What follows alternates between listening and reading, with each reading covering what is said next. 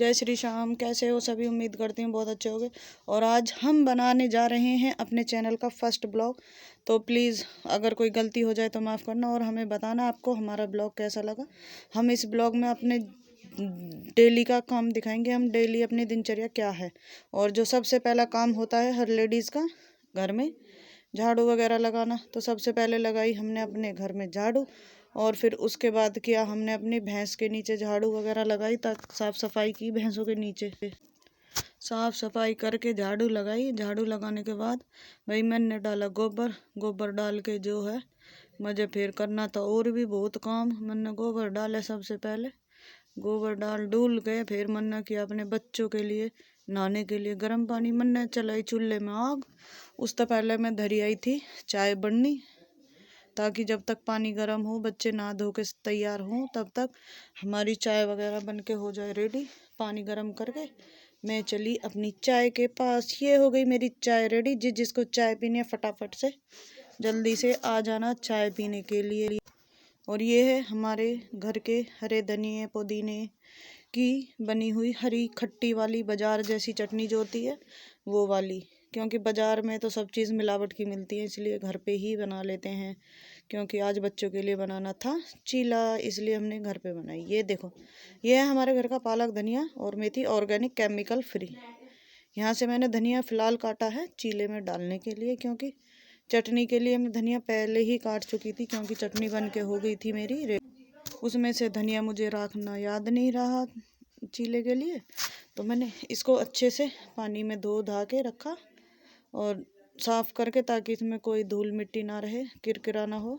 और इसको बारीक बारीक काट के अच्छे से पतला पतला काट के बेसन में मिक्स करना है।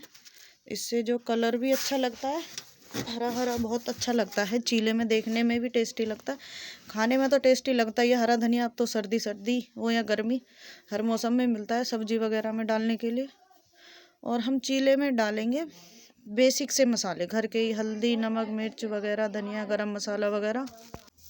और जो मसाले आपको ना पसंद हो तो वो आप ना भी डालें तो भी चलेगा। हींग भी डालती हूँ मैं, हींग की खुशबू बहुत अच्छी लगती है मुझे। मैं तो ज़्यादातर सभी सब्जियों में हींग वगैरह डालती हूँ। और मेरा ये है सबसे फेवरेट मसाला, पिसा हुआ कच्चे जीरे का पाउडर। ये मैं ज़्यादातर हरी सब्जियों में, सूखी सब्जी बनती हैं गोभी गाजर, उनमें भी डालती हूँ, रायते में भी डाल देती। इसका टेस्ट और बहुत अच्छा आता है। और ये हो गया हमारा बैटर तैयार चीले बनाने के लिए। देखो आप अपने अकॉर्डिंग रख सकते हो कितना कैड़ा पतला, जिस हिसाब से आपको बनाना है। चीले वैसे हेल्थ के लिए भी अच्छे होते हैं, बाहर के बर्गर पिज्जा से तो अच्छा है घर में बच्चों को ऐसी चीज़ें बना के खिला दो, कम से कम हेल्थ इशू तो नहीं होता कोई।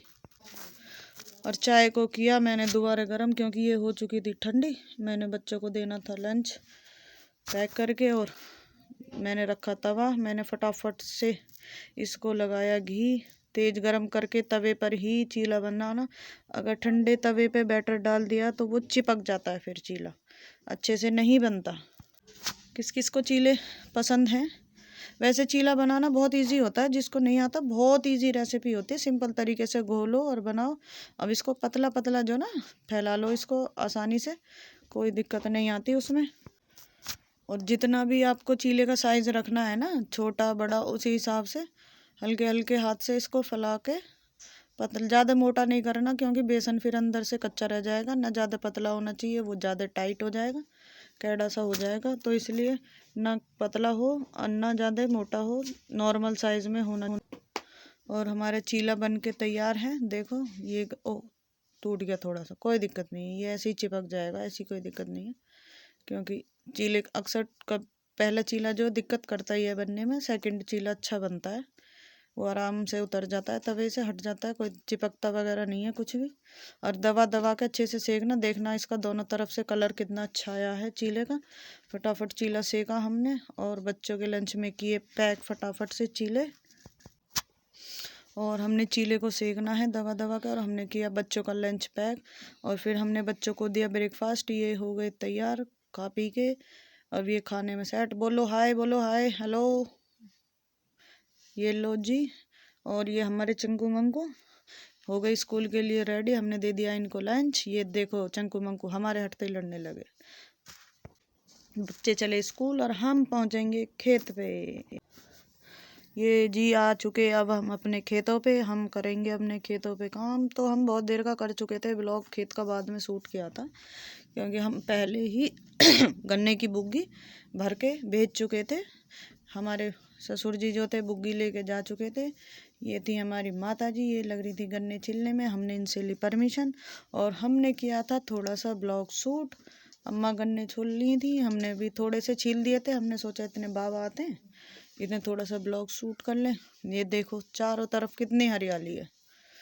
और हमारे खेत के पास है चौराहा, जो कि हमें काफ़ी बेनिफिट होता है। चौराहे के आसपास से आने जाने में कोई दिक्कत नहीं होती है, क्योंकि सब आते जाते रहते हैं, तो खेतों में ज़्यादा डर भी नहीं लगता। ये देखो हमारा गन्ना छिल के रेडी हो चुका है। और किसान सर्दी हो या गर्मी हो कितनी मेहनत करता है अपने खेतों में, देखो है ना। यहाँ से ये सब हमारा गन्ना डल चुका है अब तक। देखो हमारा खेत कहाँ तक है, कितनी दूर तक है, मैं दिखाती हूँ आपको। यहाँ तक देखो, जहाँ तक ये गोबर की कूड़ी पड़ी है यहाँ तक ये हमारा खेत है। हम इतना गन्ना अब तक डाल चुके हैं। और ये बू गए पड़ोसियों के गेहूँ, और ये हमारा खेत गन्ने का। अरे ये और ये हमारे पड़ोसियों का खेत। देखो किसान अगर मेहनत ना करे तो ये हरियाली कहाँ से आए। ये है सरसों। गांव में रहने का कितना फ़ायदा होता है, सब चीज़ ताज़ी मिलेंगी, सब चीज़ ताज़ी, हरी सब्जी वगैरह सब कुछ ताज़ा, केमिकल फ्री मिलती है। अगर हम घर में कोई भी सब्जी साग वगैरह निकालें तो भी अच्छा लगता है खाने में, उनका टेस्ट भी घर में जो उगती हैं। और ये देखो ये है सरसों। बहुत सी जगह इसको बंगा बोलते हैं, लाई लाई अलग होती है, सरसों और बंगा एक ही चीज़ होती है। लाई अलग होती है, लाई का दाना थोड़ा बारीक बारीक है होता है, लाई जो होती है।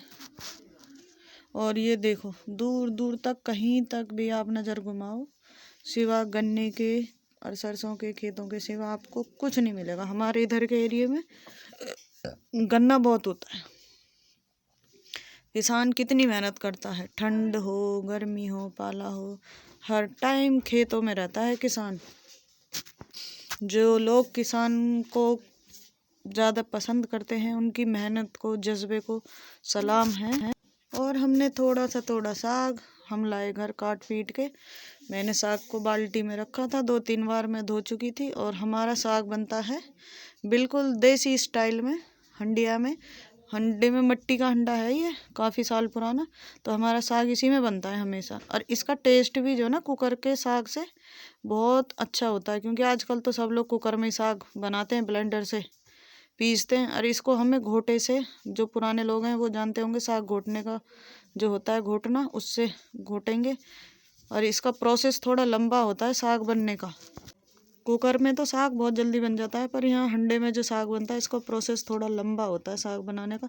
पर इसका टेस्ट बहुत अच्छा होता है, कुकर के साग से कहीं गुना ज़्यादा टेस्टी होता है इसका साग जो बनता है।